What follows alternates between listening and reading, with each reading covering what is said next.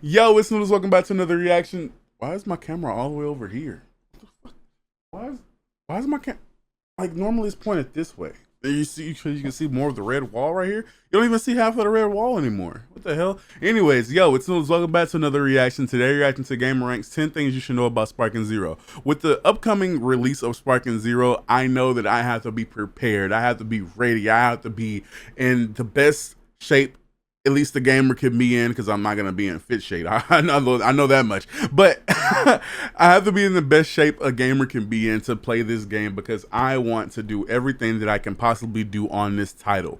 There is not a stone that's gonna be untouched unless they have a platinum trophy, because I'm probably not gonna platinum this game, let's be honest. But at the same time, there's so many things that I want to do with this title, and I cannot wait for it to come out. So gameranx, I need you guys to tell me exactly what I need to know, and I figured if I'm gonna learn this stuff, you guys should learn this stuff too. So without further ado, let's get straight into this. Dragon Ball Sparking Zero is coming soon, and I'll be honest, we've seen the comments. We know it's the game we haven't talked about enough. Definitely haven't. Gameranx. So today we're changing that. We're talking about 10 things you need to know this about game. The game looks so beautiful, bro. Starting off at number 10, you gotta know that the Budokai Tenkaichi gameplay is back. The Tenkaichi games on the PS2. People have been ragging on me.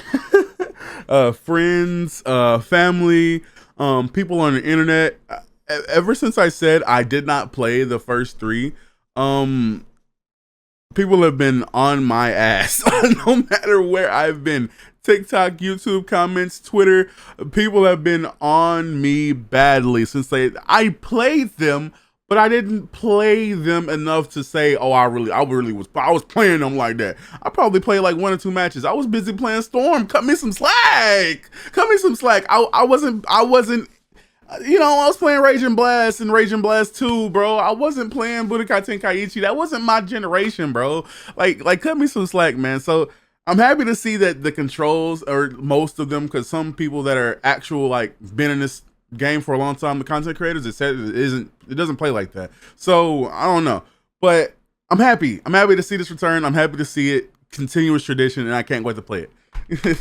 Just get off my tail, please. Everyone has their favorite, but for us, Tenkaichi 3, with its massive roster and I heard it was Tenkaichi 4, but it's not like canon or official or something like that. What's up with that? Didn't have the most in-depth and complex combat systems, but what they did have was like a fighting system that actually made it feel. So he's always like been in the games. I just have never seen him. Flying all over the place. I guess if I didn't play it, how could I see him? Destroying the environment. These games captured the essence of the power of Dragon Ball in a way that like a traditional tournament fighter really couldn't. So if you're unaware, the Budokai Tenkaichi series, which isn't actually related to the Budokai series in any way, it was just Atari's way of piggybacking on that game's popularity at the time. In Japan, these games were called Dragon Ball Z Sparking, and that's why this new game is called Sparking I didn't know that! It's reverting the series back to Am I slow? I didn't know that at all! Which is good, because Budokai Tenkaichi is a lot. These games have more in combat with arena fighters, if you're at all familiar with those. I don't know. If they would have called it Budokai Tenkaichi 4, it would have sold regardless. If they would have called it Budokai Tenkaichi 10Z, whatever they wanted to call it, if they would have had that in the title, I promise you they would have still sold out as much as they're selling out right now.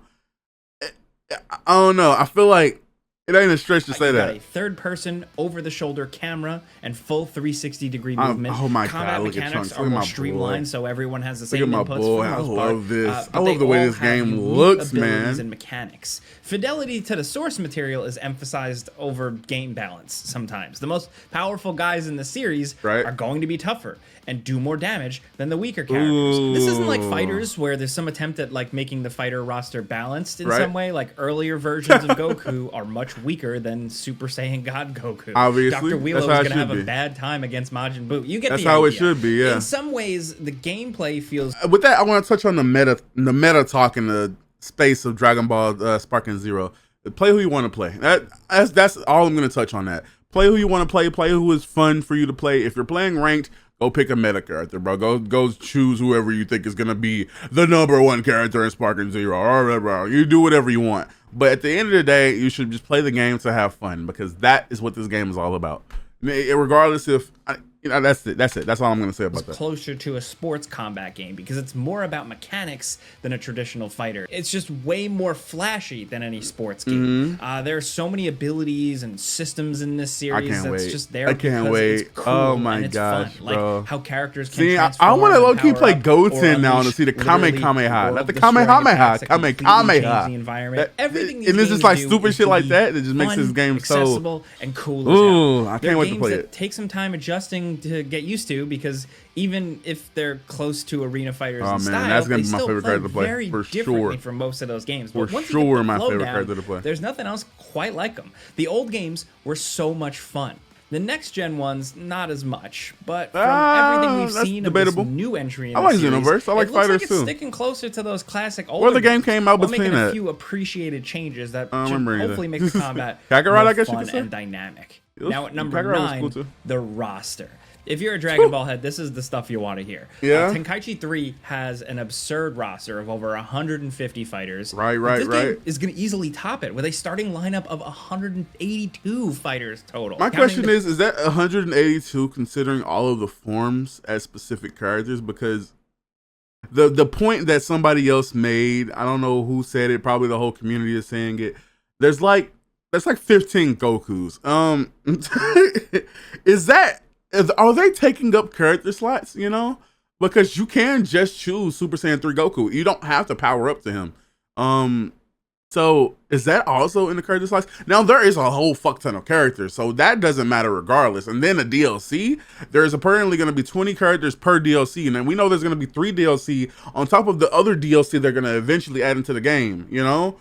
So 20 characters per, and it might be transformations too, but that's the point. They're still adding things into the game, and we haven't even seen it yet. So, you know, but it's just in the back of my head. 15 Gokus taking up 15 slots. Okay, nigga. The pre-order bonus character, but not counting the planned DLC characters, right? Which will bring the total playable characters in the game to over 200. This lineup draws from the entire history of Dragon Ball, bringing in pretty much everybody of significance. I might have been wrong right there. I don't think it's 20 per, but it's still going to be 20 characters regardless. You can't have a Dragon Ball game without a gobsmacking amount of Gokus, and this game does not I guess disappoint. That's true. If our count is correct, there are 17 different Gokus. That's more Gokus than many full fighting game rosters. Yeah. That's as many as in Street Fighter 2 if you count Akuma. And we're not counting fusions here. Just the guys literally called Goku. Well, not Goku Black. He's like a different character kind of. Anyway. Yeah. Okay, so what actually counts as a Goku anymore is open to interpretation. But the point here is that there's a lot of Gokus. They go all the way back it's a to fuck Team ton of Goku Gokus, man. It's a lot of Gokus. Full circle with the newest version of Goku. With the pre-order DLC, which has Dragon Ball Daima's kid version of the character, which is different from Dragon Ball GT's kid version. Look, I know this series is confusing. I know I had to brush up it's on not a lot confusing. Of this stuff, it's just so many damn Gokus. The most exciting thing about this game is the new characters that are showing up. The series originally ended back in 2011, 2 years before Battle of the Gods continued the story, and with Super running. We need to make another. We need to make like the Mortal Kombat games. When they had that tag team mode, we need to make something like that for Dragon Ball. Tekken also needs to go back to doing that because those fighting games, I don't know about anybody else, but for me, I really like playing with my homies. So if me and my homie can duo and we can be the best duo in ranked on any fighting game, like the tippity top, and we're a duo, like we're the best duo on the game. You can't beat us. That is something to brag about. Me and my homie is over destroying everybody. I feel like no matter what game that is, if you can flesh it out, almost like how fighters fleshed it out with their single player and just make it a duo thing, why can that not be done? I feel like a game like that would be actually really cool. And I don't know, I feel like it needs to be done more. Like a whole cast of characters showing up here that never appeared in the previous games. The game's cast primarily goes up. Not everybody cares about quality. I'm getting hit with ads. I need to buy that YouTube Premium, man.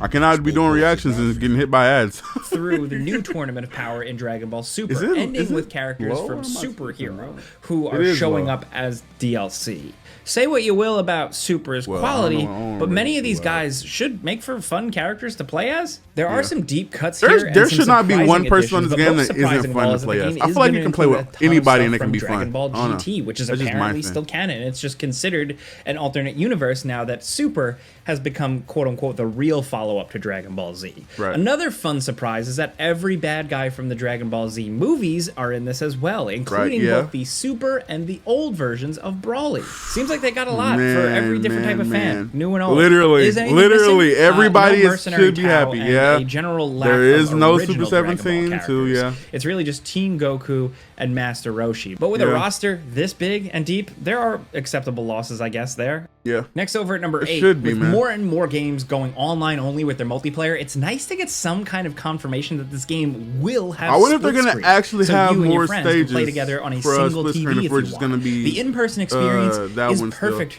for these types of games. I wonder if they're going to add stages that we haven't seen yet, you know? Pick up and play appeal, but there's one big problem with the split screen that what I really wonder is, are they going to add stages with the DLC? Because there's so many things that we haven't seen, like what's the place outside of the chamber where Kami is standing? How do I forget something so obvious? I can envision it in my head. How am I forgetting this? Is where Boo sat there with the hourglass and Piccolo is always meditating and Mr. Popo was there. How am I forgetting this place? I'm not doing it. I'm not doing this for show. What the hell is it? Kami's Lookout. Kami's Lookout. Like, I don't think we saw Kami's Lookout, and I literally said Kami's name. That's funny as hell. How are we not getting Kami's Lookout? How are we not getting space? Beerus versus Goku and Bardock versus Frieza that happened in space, and it's a whole bunch of other things. I don't know. It's just weird to me. It is a little like nitpick things. While the with game does but allow you to the game's play gonna be together amazing. locally on a single screen, you're limited to only one map. The hyperbolic time chamber, you know, the one that's just set in like a big blank white void. Yeah, I even forgot the name of the hyperbolic time. That is weird. I literally just call it a chamber. Because half of the like fun of these battles is how you can completely destroy everything around you and fly all over the place. Battles can start in one place, then go up high in the sky. Then what is weird about that is that I understand why it's literally like technical issues. They can't do anything about it. Fighting game and more like this titanic superhero brawl. You know, the whole reason we talk about why we love this game in the first place and like the first point, the levels and the destructibility are awesome. So it's disappointing to hear that it seems like you can't do any of that playing split screen. Yeah, this is specific. I know only a small portion of this audience even cares about it, but it's something that was special. Hopefully they update it or patch it and add more levels. Hopefully that would be cool. Actually, if they patch that, ooh, it'll be a 10 out of 10. I think it's still going to be a 10 out of 10, but maybe just a little 9.99. And at that point, it was becoming pretty obvious that some of its gameplay systems needed some updating. Right. That's what Sparking Zero intends to do. They want to make something that's like the original games, but better. At least that's the plan. And from what we've read, it seems like they're taking some steps in the right direction. For one thing, movement speed has been dramatically increased across the board. Them speed cards is going to be like moving around is as fast bad to deal with, the dash button in the original games. The old dash button is now used for the short dash. A little burst of speed. It makes you like kind of concerned what certain characters are going to be, man. The other major addition is this new skill counter. As you fight, you earn these points, which can be spent to perform special abilities, many which tie into the game's new comeback mechanics. There are 2 abilities that allow for easy reversals if you spend skill count. So all y'all jabronis that are getting packed up real easy, this is for you. There's the revenge counter. Probably for me too, man. I haven't played a game like this you still take in a long time. And I only played like 2 matches of it when I did, so maybe I'm gonna get packed up by all the revenge counter. Though there's people I know. Super perception, which is basically a command counter in a fighting game. You trigger it before an opponent's attack to trigger an automatic counter move that will avoid damage and give you the upper hand. From all the footage we have seen, Sparking Zero looks like a faster paced version of the old games. With all the original mechanics still man, I can't wait to Sonic Sway for the first time ever. And all that stuff that being able to Sonic Sway is going to be special. We hope those new changes make for an even better game, but right now, considering that we haven't actually played it, we haven't gotten our hands on the game, we can't say how it'll play. We don't know how it'll shake out, but keep your eyes peeled for more videos. I didn't expect to see Next at number 6, you need to know that there is no character creator. If you want that, you'll have to stick with the Xenoverse games. But there is a customization menu where you can change out costumes and add accessories to the fighter. So yes, on top of having 180... Imagine that. Imagine that, though. You can create your own. Wait, that would be amazing to add like later down the line. They drop an update. It's called the CAC update. You can put whatever moves on that character.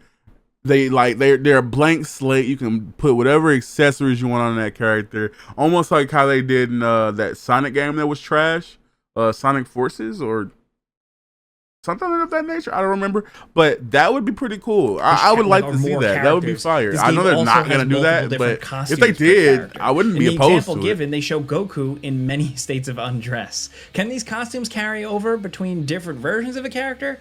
I don't know, and we're not sure how you unlock them.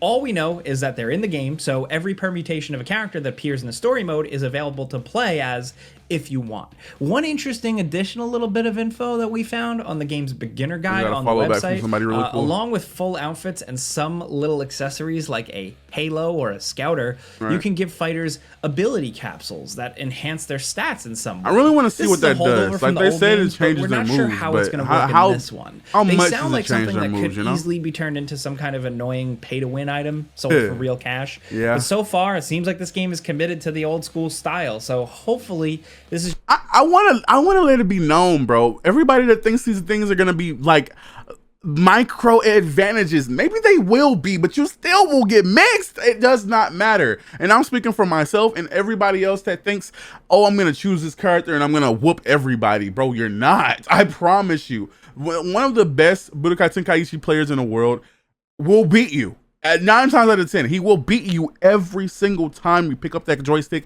controller, keyboard, mouse, whatever you're playing on. He will beat the sleeves off of you. And it doesn't matter if you got a halo that gives you extra strength, extra speed, extra ki. It doesn't matter. You're still gonna get washed. And I love to hear people say stuff like that. I know he's not saying in a way that I'm going to beat everybody with this, but next over at number 5, some people that actually think that. Some people that actually think they're going to watch everybody because of the advantages they get. In it, you play You're not. You're going to beat somebody that's the same skill level as you, maybe, or lower. But and for this, there are it's going to be so funny seeing these people play this game and getting confused and getting mad and being like, I wasted my money. The other 4 are a little different, letting you play as Future Trunks, Frieza, I can't wait. I really cannot wait for this game. Rather than just being a straightforward story mode, these episodes give you choices that affect the outcome of the story. I can't wait to do that with you guys. I'm going to upload some stuff about that too. I wish they didn't show this. I wish they didn't show that because I want, it changes what happens next. So it's you get what I'm saying. If you're a content creator, you get what I'm saying. I wish they didn't show like little stuff like that. In fact, I'm gonna skip through this because I want to be fresh to everything that I'm gonna see. I don't want to see anything that happens in the story mode. I want to see it and be able to upload it and be able to actually experience it for the first time. If I did not know that Super Saiyan Goku could go Super Saiyan versus Vegeta and Nappa, you know how excited I would have been when I saw that. A while. This is by have we far seen the that best in any other game? Have we seen that in any other What If? Maybe in like fanfics or something like that. But has it happened in Budokai Tenkaichi before? I don't think so. And if it has, I haven't played any of them, so I wouldn't know. But I just want to see stuff like that for myself. Number 4, another interesting new mode are these custom battles, which give you the tools to make your own dramatic Dragon Ball throw. I'm on Dash. It reminds me of the story editor from those old WWE games. I'm on Dash. Piece together and edit cutscenes for pre and post battles. I think I'm gonna skip through this as well. Custom battles will be something that we touch on very frequently, very often. And I cannot wait to play the stuff that Sparkling Zero's devs put in there. I cannot wait to play the levels that you guys make and other stories that you guys can create. And with the DLC that's going to come out, that's going to be Chef's Kiss. Chef's Kiss. And we're excited to see what they cook up. Right? Now down at number 3, tournaments have always been a big part of these games, and they're back in Sparking Zero with some. I can't wait to do some of these too. It's actually I haven't thought of remains the same fundamentally. You have a character. I haven't thought of any ideas with tournament mode. And try to beat everyone else to become number 1, but there are a few different types of tournaments to pick from. There are 6 pre-made tournaments like the World Tournament, where landing on the ground outside the ring counts as a loss, or the Yamcha games, where anything goes, and it's just chaos. The rules change every match. I was like, the game what? also What lets is you the game? make your own tournament with your own rules, which can be played both online and offline. Oh, now, I we've can't wait to already do that with some mentioned the content creators. That'll unfortunate be state fire. of offline play in the game, but That'll be it's at least going to freaking fire, support bro. full online play. There's battle mode, which is just your standard online mode, and ranked mode for more serious hardcore players. Right. If the game will actually draw the attention of serious pro fighting game players, I don't know, but at I'm gonna do least the online some of that kind of options stuff with seem my alright, friends if a little too. basic. I cannot Don't wait. expect like complex rollback netcode. Oh The game doesn't man, I have it, can't probably wait, can't bro. have I it, just cannot because of the wait. nature of This the game is gameplay, gonna be you so know, it's not like a regular legendary, fighting bro. game. There are too many possible inputs, so rollback man. doesn't work. At least that's what it seems like, according to speculation online. Right. Now down at number 2, so there's only Number about two. I thought we were at 100 number one. fighters available at the start of the game out of the 182 total, which left us wondering, how are you supposed to unlock these guys? Well, it sounds like there's going to be a few ways. According to the developers, some are unlocked by completing episode battles. Some you get from finishing the bonus battles. And others are simply unlocked from the in-game store using Zenny, the currency that's been in these games since the PlayStation 2 days. Zenny isn't just for unlocking new fighters, it's also used for the costumes it is not mentioned, the confirmed yet, accessories, so I and don't the know. ability capsules. Get my hopes That's not down the or only up, way you you know. unlock these characters either, though. Depending on the pre-order version you buy, certain I characters don't know will about that. automatically unlock too. I don't know about Not that. everyone, just certain characters. It's questionable stuff like that has us concerned about how monetized the game will be. Yeah. But right now, there's no word on possible microtransactions. We just hope that whatever they do, it doesn't end up... They haven't talked about Super Shenron at all. Nobody has. Nobody has any information about Shenron or Super Shenron or Purunga.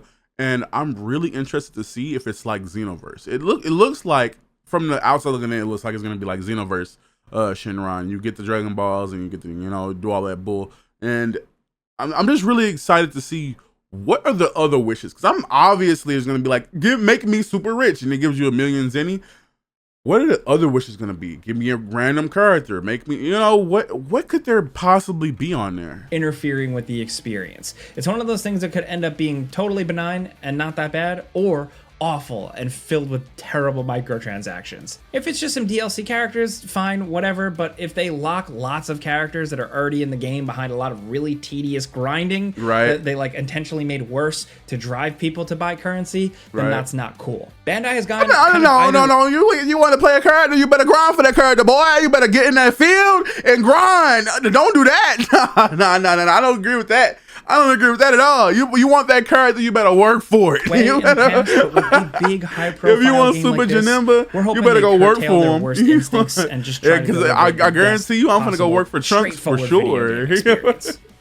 And speaking of that type of stuff, down at number 1, let's get the housekeeping out of the way. Dragon Ball Sparking Zero is releasing worldwide on October 10th, 2024 for PlayStation 5, Xbox Series X, S, and Steam. This will be the first Budokai Tenkaichi game to release on PC. I swear you said October 10th, and I don't care about that. I'm getting it early. Even for PlayStation games, the older games in the series are still popular with modders who have done some really hilarious, awesome, cool, crazy stuff with the old games. So we're really expecting them to bring some of that energy to Sparking Zero. Fire. Now, if you pre-order the base game, you get the Dragon Ball Daima Goku for free, along with 6 character early unlocks, which are 3 different forms of 2 characters.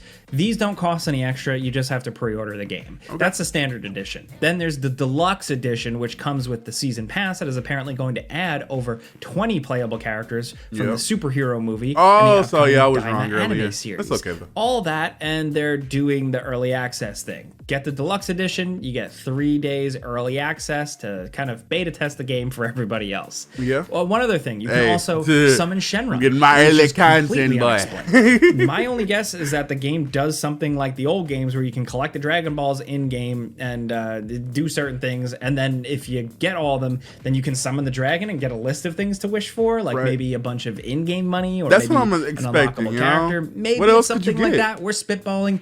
But there's also this Ultimate Edition, which costs even more. It adds in a cosmetic pack and lets you summon Super Shenron, which... I personally think that, I don't know, bro. Depending on what Super Shenron can do for you, I think the Ultimate Edition is a waste of money. And look, bro, the emote voice set, it looks like a bunch of cosmetics and Super Shenron.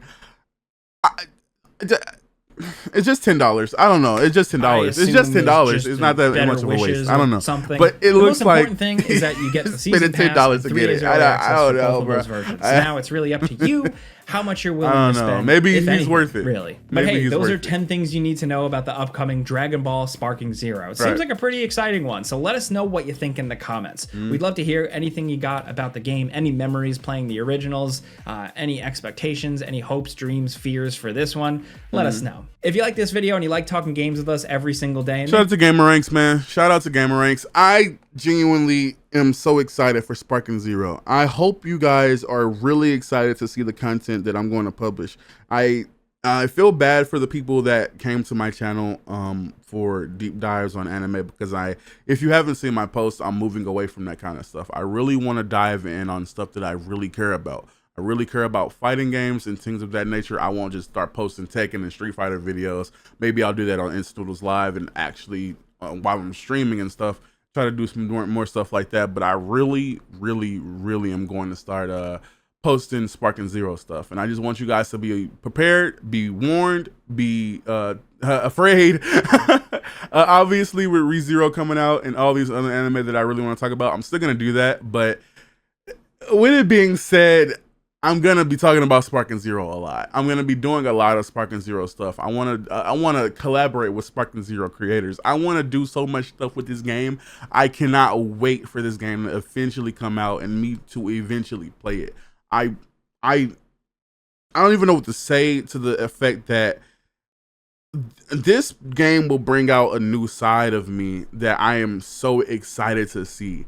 I have already done so much stuff. I have already made so many plans, and I am genuinely excited for this game. And it hasn't been that way for a long time. The only other game that I feel like I've gotten this excited for is Grand Theft Auto 6 and Fable 4. And maybe Baldur's Gate 3, but I didn't know about that until after it won Game of the Year, so I can't really say that. I'd be just a bandwagon fan of that game, so Baldur's Gate 3 is good anyway. But that's besides the point. Sparking Zero is going to be amazing, and I know that for a fact. And I cannot wait to get my hands on this game. But how do you feel about it? Do you feel the same way? I know there's a lot of people that have nostalgia reasons for playing this game. I know there's a lot of content creators that just want to get their name out there with this game.